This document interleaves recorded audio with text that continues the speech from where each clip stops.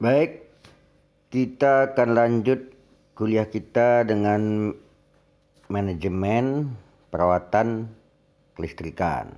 Ya, manajemen perawatan kelistrikan. Nah, ini urusan merawat nih ya. Nah, di kuliah ini di manajemen perawatan kelistrikan udah terbayang ya maksudnya apa nih. Jadi bayangkan di kuliah ini kita akan membahas suatu masalah perawatan listrik ya, perawatan listrik yang termanajemen dengan baik, yang terkendali dengan baik. Jadi bukan asal rawat saja, tapi merawat dengan ada penschedulan, ada regulasi, ada aturan main yang jelas. Itu maksudnya manajemen perawatan kelistrikan. Nah, yang kita akan rawat apa?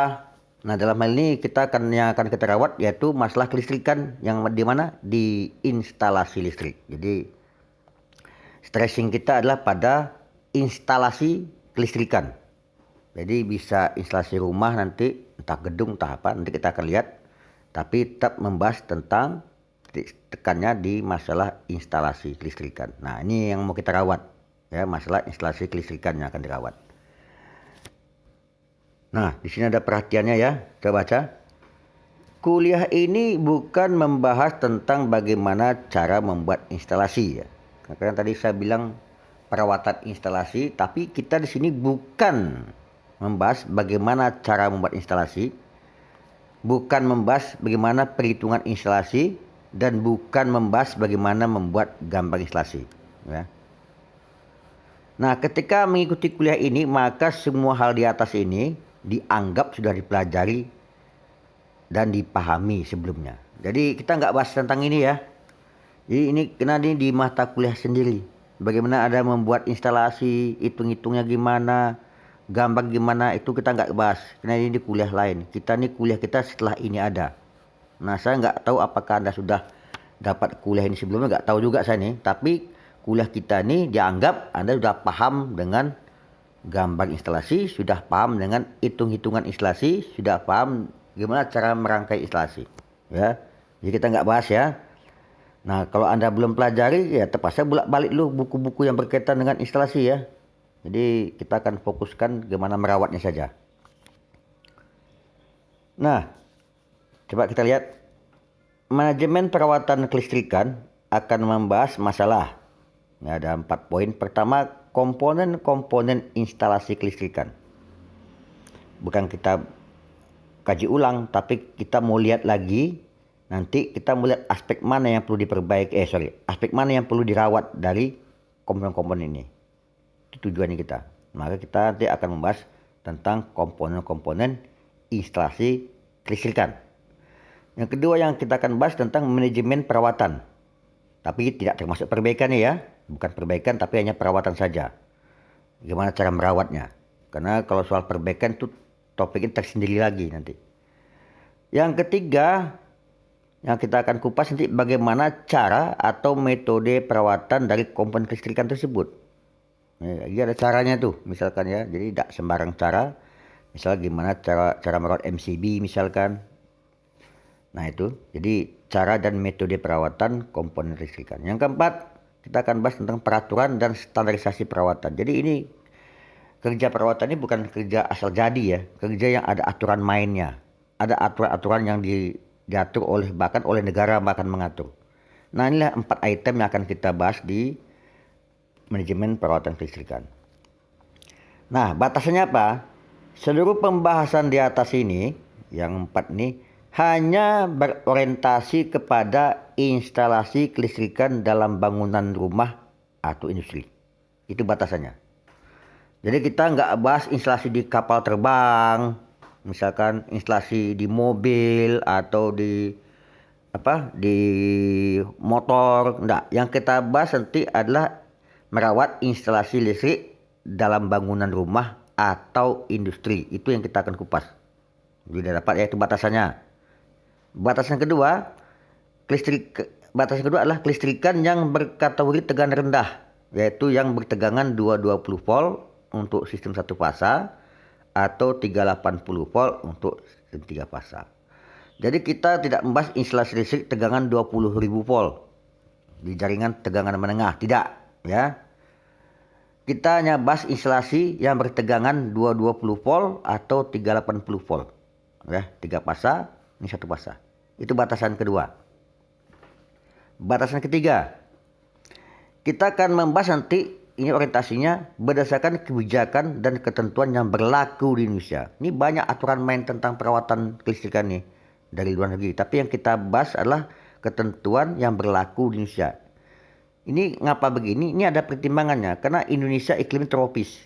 Berbeda nanti di Eropa, di Amerika misalnya iklimnya iklim dingin. Tentu cara perawatannya beda. Masalah juga beda. Jadi ini kita mengacu pada kondisi yang ada di Indonesia. Maka kebijakan dan ketentuan juga yang berlaku di Indonesia. Itu batasan ketiga. Terus batasan keempat. Kita akan nanti akan melihat bahwa sistem pendatanya adalah cara manual yang dapat dikerjakan dengan tangan. Ya, jadi kita tidak akan menggunakan komputer sini ya, tidak ada gunakan program. Jadi sistem pendataan tentang perawatan itu yang bisa dilakukan dengan cara manual dengan tangan. Ini kayak form-form nanti kita dalam perawatan tuh ada form-form yang akan diisi ya, misalkan. Nah itu kita hanya membahas cara manual, tidak membahas yang sistem terkomputerisasi. Batasan yang kelima, penggunaan peralatan yang sederhana yang dapat dilakukan secara personal atau kelompok. Jadi merawat instalasi ini batasannya yang kelima hanya menggunakan alat-alat yang sederhana saja yang dapat dilakukan secara personal atau kelompok. Alat tangan. Jadi kita nggak gunakan alat canggih. Nah itulah batasannya. Alat yang batasannya alat yang digunakan untuk merawat adalah alat sederhana. Sistem data yang kita gunakan adalah secara manual. Menggunakan kebijakan dan ketentuan yang berlaku di Indonesia hanya untuk tegangan 220 atau 380 volt saja dan hanya berlaku untuk instalasi listrik rumah atau industri. Hanya itu batasannya. Itu lingkup bahasan kita. Dah paham semua ya? Kemudian nah kita akan lihat instalasi bangunan atau rumah atau industri itu isinya apa ya? Nah, ya kan? Kita akan agak dalam dikit nih. Jadi tadi kan sesuai batasan pertama kita akan membahas yang ada di instalasi rumah atau industri. Nah isinya apa nih? Isinya pertama nanti ada namanya instalasi utama. Di dalam satu bangunan tuh nanti ada yang namanya instalasi utama atau yaitu distribusi listrik dari sumber, biasa sumber luar ke seluruh titik-titik beban.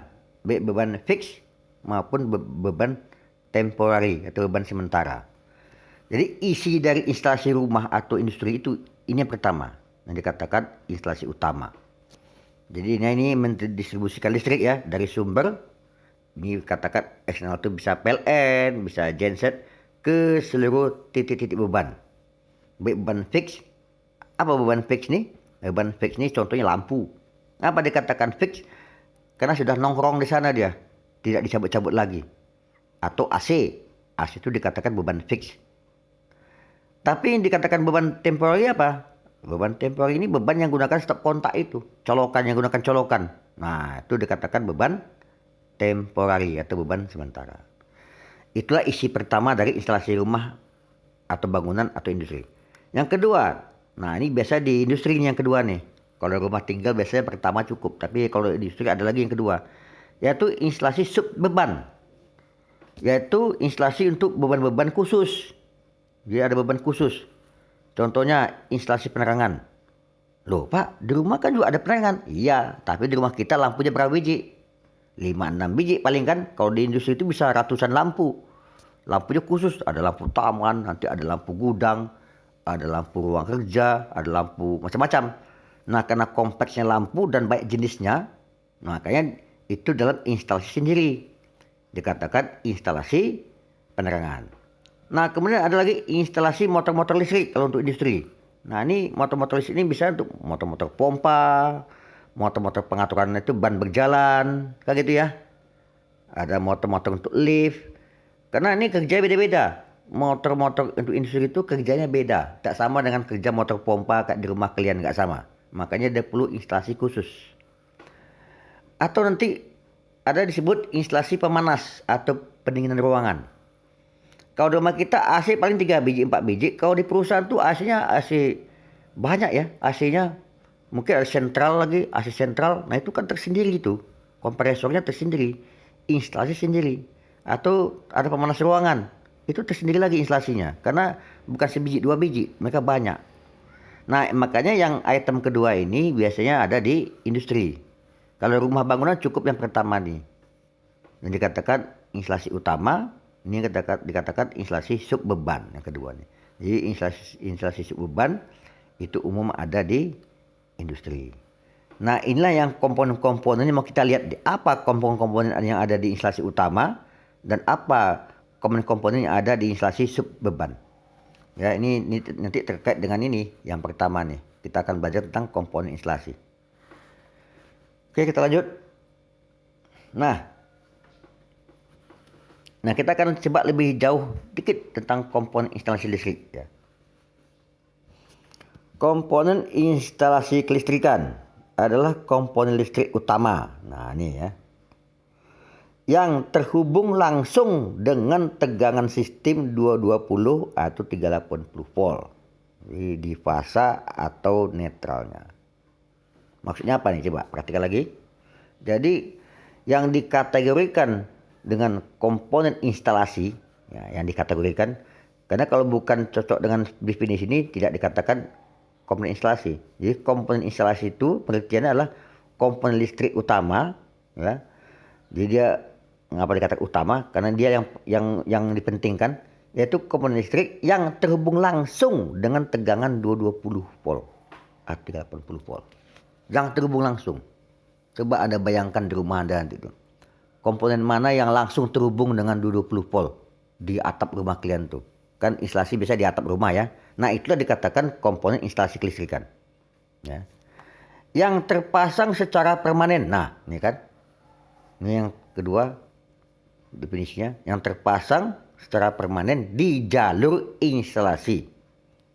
Nah, jadi udah jelas ya. Yang dikatakan komponen instalasi listrik itu adalah komponen listrik yang terhubung langsung dengan tegangan sistem 220 atau 380 volt yang terpasang secara permanen di jalur instalasi. Itu dia. Itulah dia dikatakan komponen instalasi listrik. Yang difungsikan sebagai apa? Nah ini ada macam-macam. Nanti ada komponen instalasi yang difungsikan sebagai saluran energi listrik atau pengantar. Misalnya apa nih? Kabel. Nanti ya. Nanti ada juga komponen instalasi, jadi kabel itu masuk komponen instalasi. Nanti ada komponen instalasi yang difungsikan sebagai switch penghubung atau switch pemutus rangkaian instalasi. Ya, penghubung atau pemutus rangkaian instalasi. Diputuskan dari apa? Dari sumber tegangan, dari PLN atau dari genset.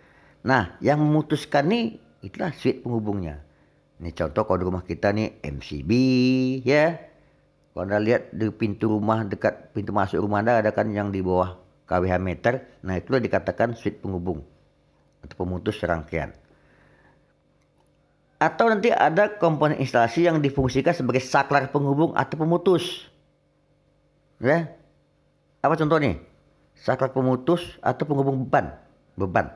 Nah ini lampu misalkan tuh. Saklar lampu masuk kategori ini. Termasuk nih kategori ini. Saklar lampu, saklar apa lagi yang ada di dalam gedung tuh yang mungkin itu yang dimaksud dengan saklar pemutus dan penghubung beban. Jadi ini beban yang diputus sambungkan. Kalau yang beda yang kedua nih instalasinya yang diputus sambungkan dengan listrik. Kalau yang ketiga ini beban yang diputuskan dengan listrik. Beda kan ya? Nah, nanti ada komponen instalasi yang difungsikan sebagai pengaman atau proteksi untuk melindungi instalasi dari gangguan. Sebagai pengaman. Nah, tadi saya mengatakan yang kedua tadi switch penghubung tadi yang kalau kita lihat kalau Anda masuk yang dia di bawah km meter itu sesungguhnya dua fungsi itu. Satu sebagai switch, satu sebagai pengaman. Jadi alat itu satu tapi berfungsi dua. Yang tadi saya ceritakan tadi. Ya. Yang MCB itu dua fungsi. Sebagai switch juga, sebagai pengaman juga. Satu paket. Nanti ada komponen instalasi yang difungsikan sebagai titik simpul sambungan instalasi. Misalkan apa itu titik simpul? Ini sambungan ya. Kalau Anda nanti menginstalasi kabel di atas atap itu nanti ada nama terminal titik sambung, misalkan ada titik penghubung, itu ada jual di alat-alat instalasi.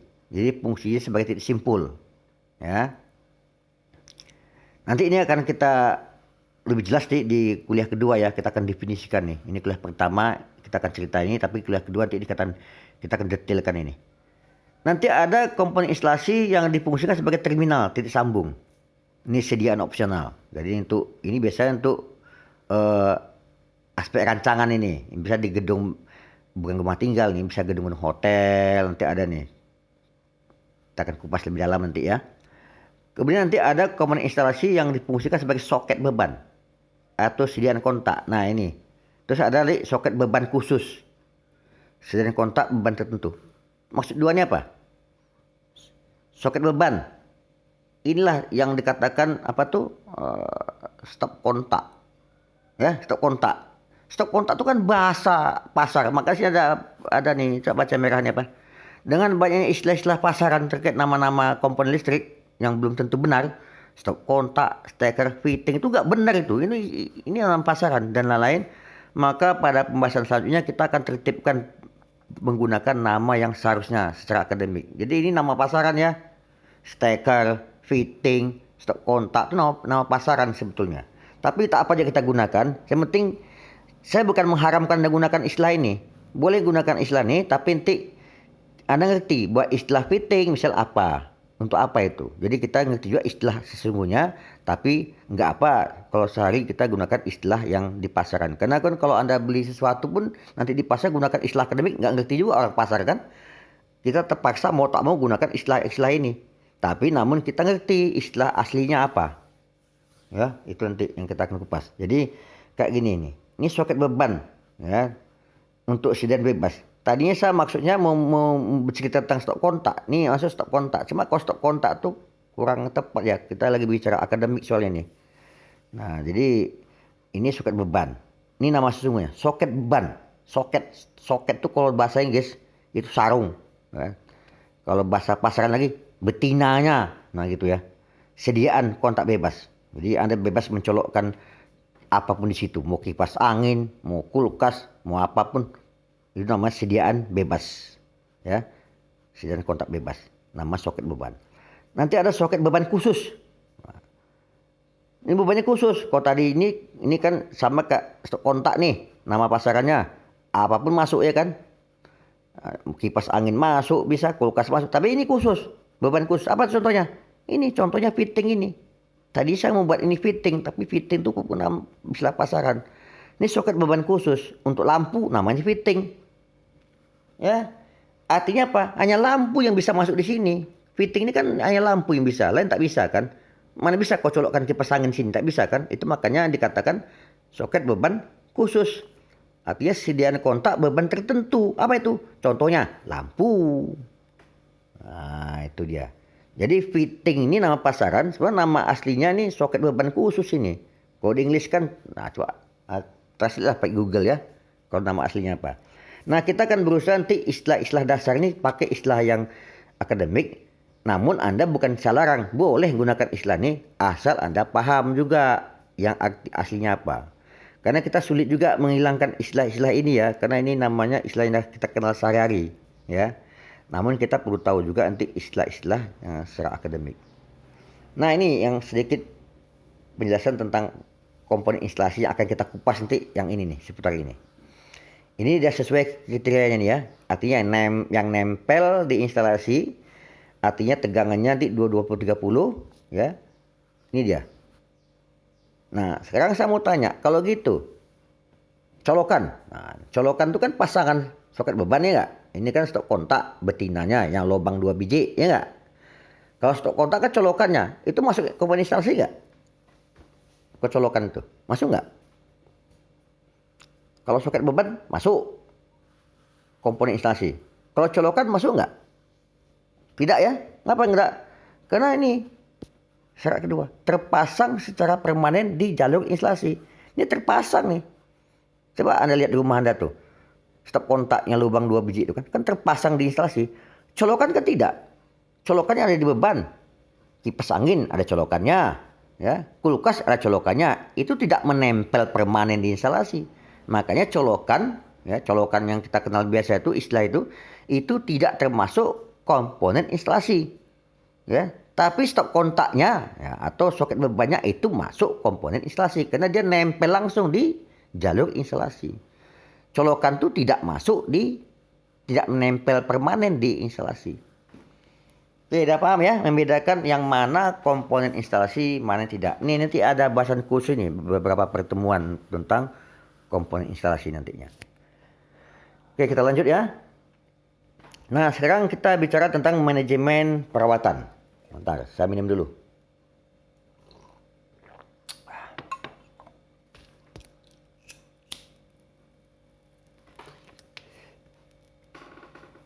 Nah, manajemen perawatan.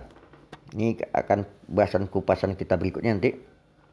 Jadi di sini saya menjelaskan pendahuluan dulu ya. Nanti ini detail kita akan bahas. Apa itu?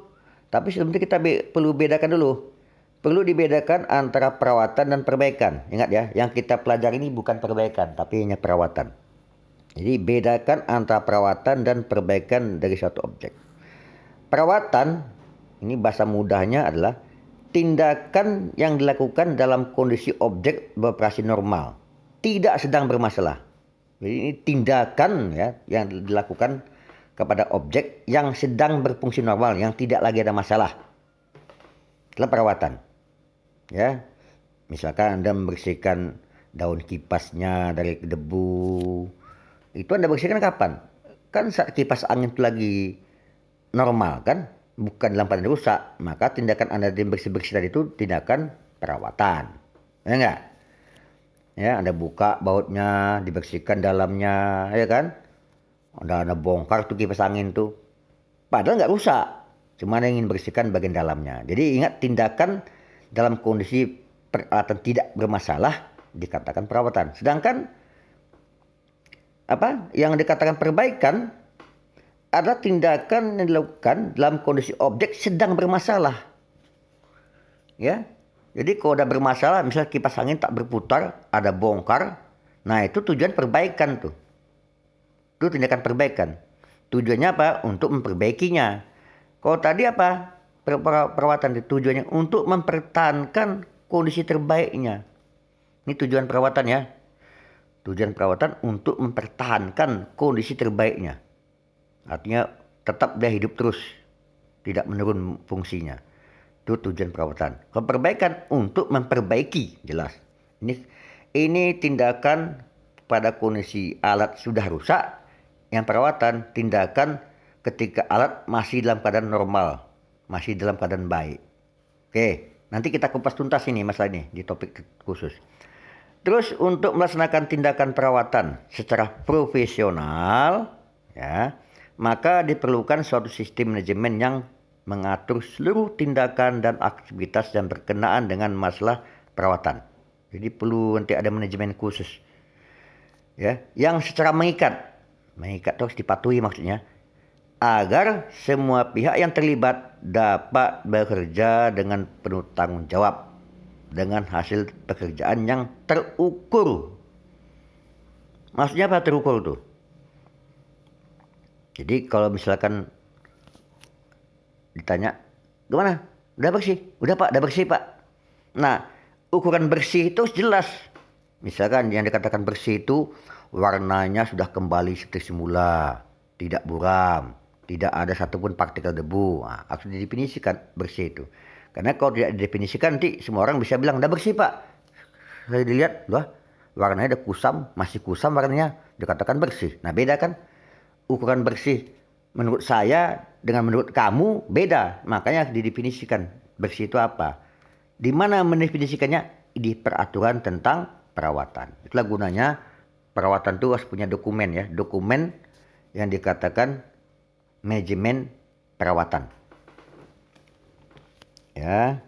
Sistem manajemen ini meliputi, ya, jadi tindakan perawatan ini yang profesional harus ada manajemennya. Manajemen perawatan itu meliputi pertama, ada peraturan yang mengikat dari pihak yang berkepentingan. Siapa pihak yang berkepentingan nih? Misalnya perusahaan, ya, sebuah pabrik misalnya. Di dalamnya kan banyak alat-alat listrik tuh yang mau dirawat.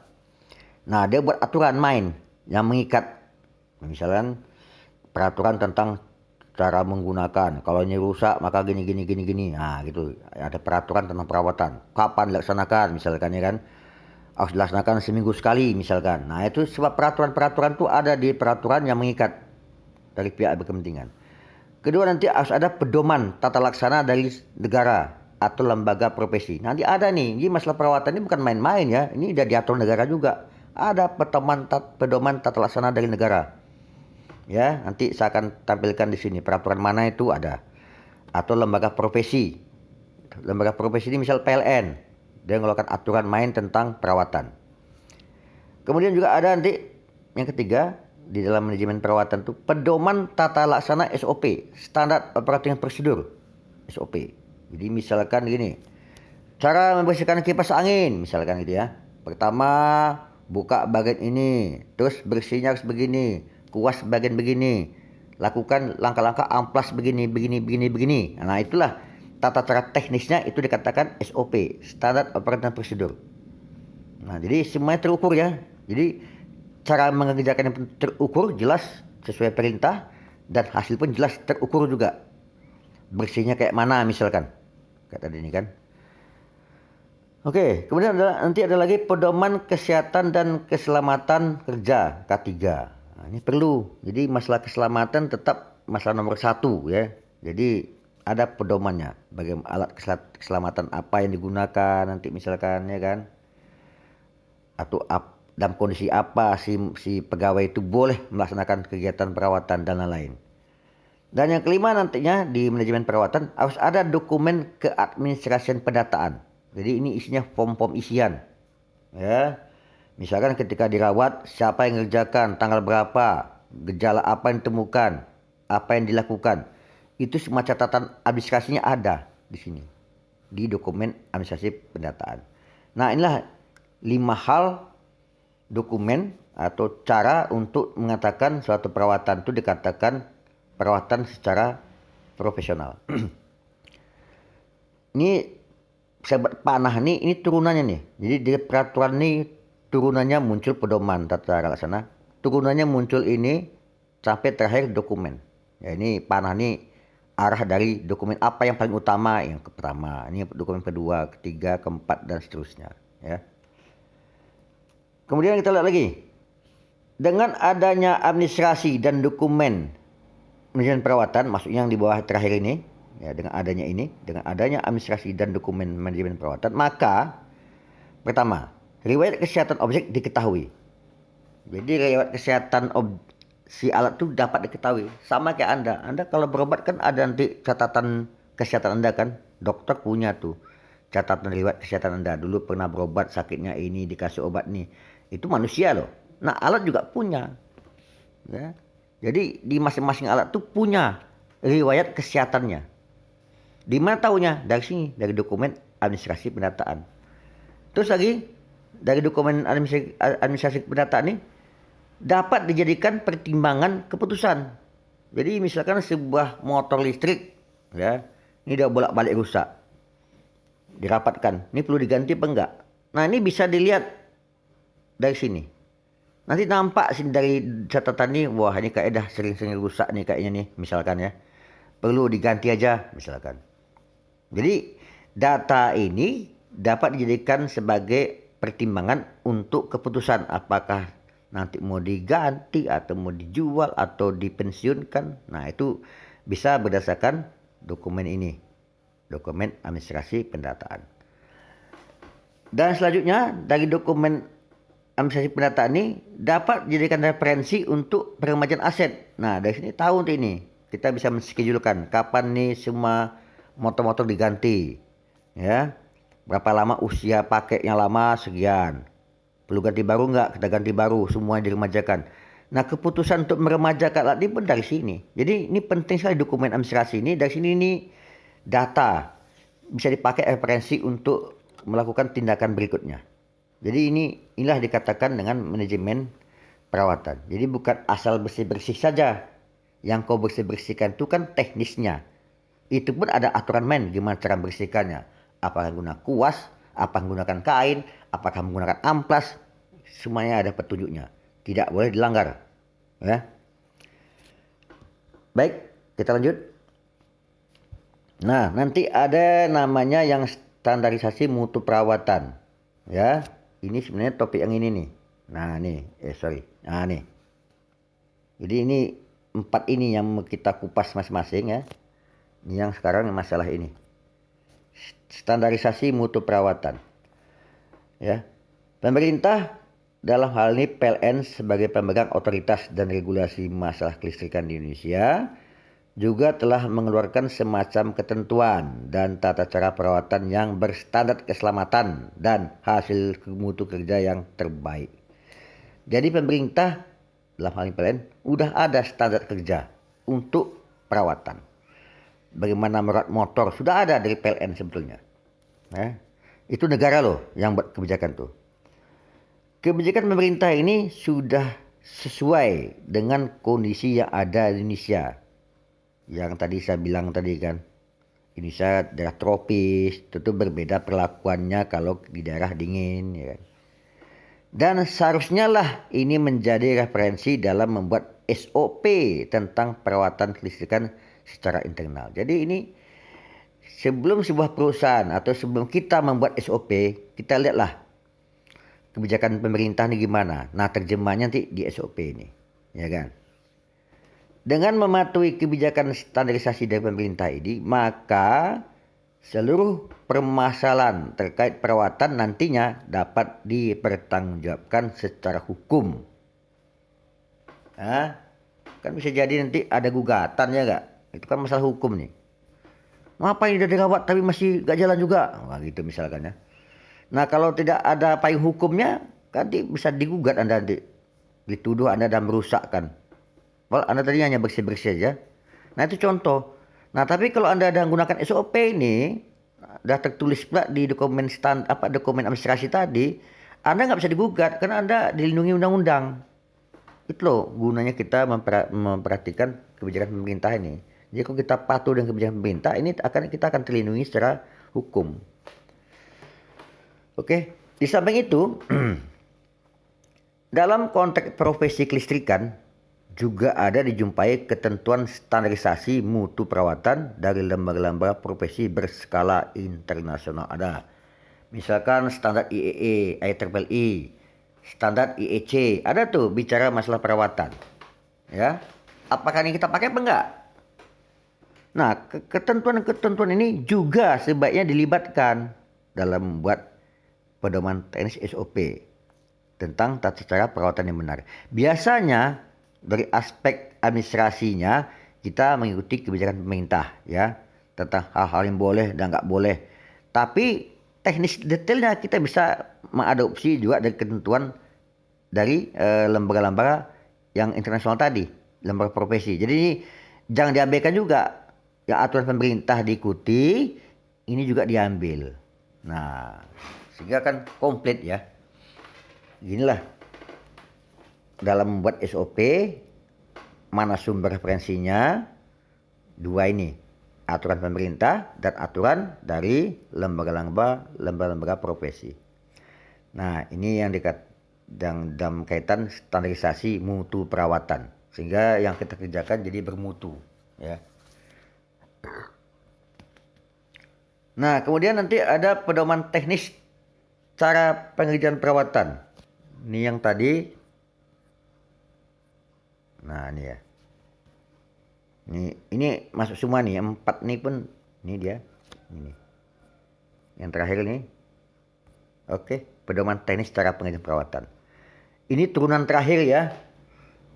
Turunan terakhir dari semua aturan tadi nih. Pedoman ini sebaiknya dibuat berdasarkan standarisasi perawatan dari lembaga profesi internasional.